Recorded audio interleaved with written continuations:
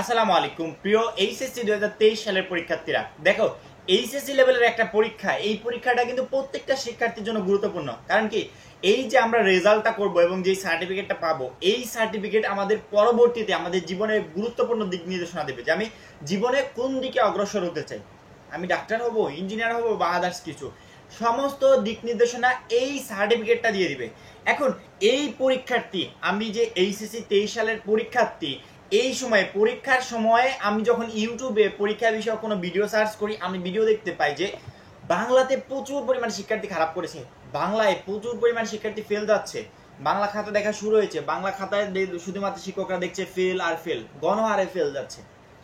Recently আমাদের ICT পরীক্ষা শেষ হয়েছে, আইসিটি পরীক্ষাতে গণহারে শিক্ষার্থী ফেল যাচ্ছে, ইংরেজিতে গণহারে ফেল যাচ্ছে। এই ধরনের ভিডিও যখন চোখের সামনে চলে আসে, আমার বাই চান্স যদি একটু পরীক্ষাটা খারাপ হয়ে যায়, কতটা টেনশন কাজ করে যে যারা ফেল গেছে হয়তো বা তাদের ভিতর আমিও আছি। এই যে পরীক্ষাটার খবর যে আমি পেলাম, যে ফেলের সংবাদটা যে আমি পেলাম, এই সংবাদটা পাওয়ার কারণে আমার মেমোরিতে কি হলো, আমার মেমোরিতে কিন্তু একটু একটু হলেও কিন্তু আঘাত করেছে, যার ফল গিয়ে পড়বে পরবর্তী পরীক্ষাগুলো খারাপ হবে। যে আইসিটি পরীক্ষায় যে ফেল গেছে তার ভিতর মনে হয় আমার নামটাও আছে, বাংলা পরীক্ষায় যে প্রচুর পরিমাণে শিক্ষার্থী খারাপ করেছে তার ভিতর মনে হয় আমার নামটাও আছে। আসলে এই কথাগুলো কতটুকু সত্য? তারা কি খাতা দেখে তারপরে বলছে যে আইসিটিতে প্রচুর পরিমাণ শিক্ষার্থী ফেল যাচ্ছে, গণহারে ফেল যাচ্ছে, ইংরেজিতে প্রচুর ফেল যাচ্ছে, গণহারে ফেল যাচ্ছে, তারা কি খাতা দেখে বলছে নাকি আনুমানিক? আমি যদি আজকের কথা, আমি যদি এই মুহূর্তের কথা যদি এখন বলি, খাতা মনে হয় এখনো বাইন্ডিং করা হয়নি। খাতা দেখা তো দূরের কথা, দেখা অনেক পরের কথা, খাতা মনে হয় এখনো বাইন্ডিং করা হয় নাই। তাহলে আইসিটিতে যে গণহারে ফেল যাচ্ছে, বাংলাতে গণহারে ফেল, ইংরেজিতে গণহারে ফেল, এই তথ্যগুলো আসছে কোথা থেকে? শিক্ষকরা কি একটা খাতাও দেখেছে? এখনো একটা খাতাও কি দেখেছে? রিসেন্টলি পরীক্ষা শেষ হয়ে মাত্র শেষ হয়েছে, আইসিটিতে গণহারে ফেল, বাংলাতে গণহারে ফেল, ইংরেজিতে গণহারে ফেল। আবার এইসব ভিডিওতে লাখ লাখ ভিউজ হচ্ছে, শিক্ষার্থীরা দেখছে, দেখে দেখে মনে করছে যে না আমিও মনে হয় ফেল গেছি, আমার পরীক্ষা খারাপ হয়েছে। সেই পরীক্ষার প্রভাব গিয়ে পরবর্তী পরীক্ষাগুলোতে পড়ছে, ওইগুলো পরীক্ষাও খারাপ হচ্ছে। আসলে ফেল তো তোমাকে যে এই সাবজেক্টগুলোর ফেলের যে সংবাদ দেওয়া হয়েছে, এটা তো ভুল তথ্য। ফেল তো তুমি এই সাবজেক্টে যাবে না, বরঞ্চ এই ভিডিওগুলো দেখার পরে যে সমস্ত পরীক্ষাগুলো খারাপ করছো না, ওইগুলোতে ফেল যাবে। আর এই দোষটা তুমি কাউকে দিতে পারবে না, এই দোষটা হচ্ছে তোমার নিজের। তুমি একটা এইচএসসি লেভেলের পরীক্ষার্থী, তোমার মিনিমাম এইটুকু জ্ঞান থাকা উচিত যে কোন সময়ে আসলে কোন কথাগুলো ঠিক, কোন সময়ে কোন কথাগুলো ঠিক। এখন এইচএসসি পরীক্ষা শুরুই হয়নি, একটা শিক্ষার্থী যদি তোমাকে বলে যে এইচএসসি আজকের পরীক্ষায় এতজন এক্সপেল হলো, বিষয়টা একটু হাস্যরহস্য হয়ে গেল না? যে পরীক্ষা এখনো শুরুই হয়নি, তাহলে এক্সপেল যাবে কিভাবে? ঠিক সেম একই কাহিনী ঘটেছে, পরীক্ষার খাতা দেখা এখনো শুরুই হয়নি, তাহলে গণহারে ফেল গেল কিভাবে?